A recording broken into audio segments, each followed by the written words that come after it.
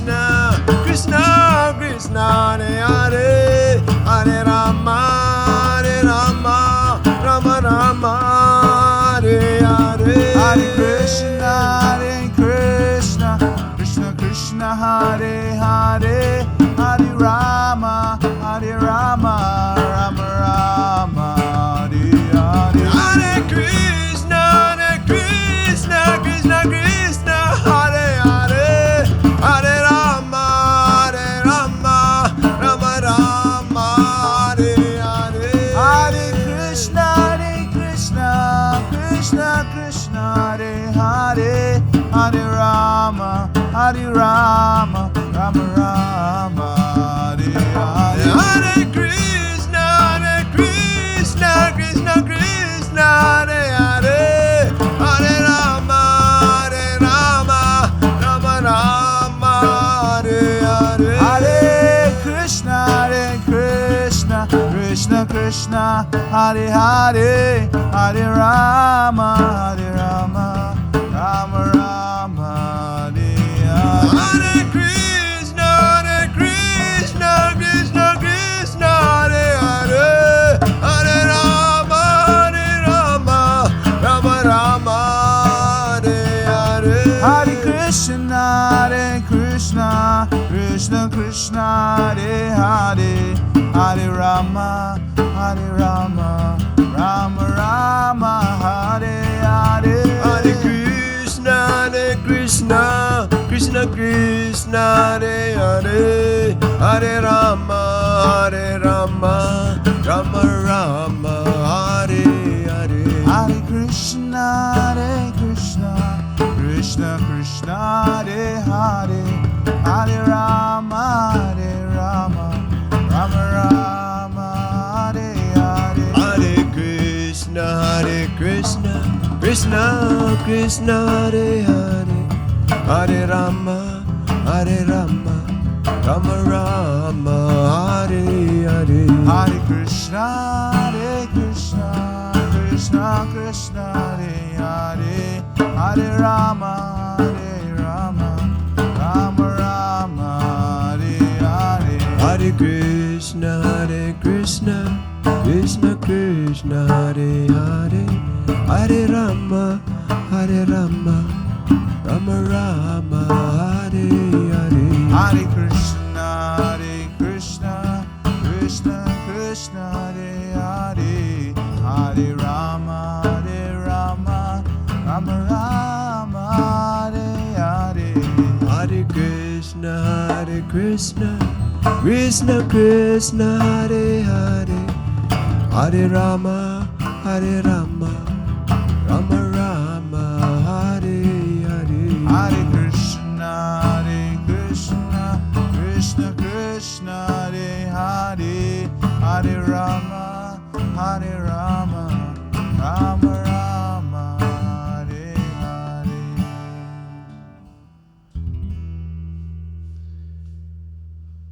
Haribol.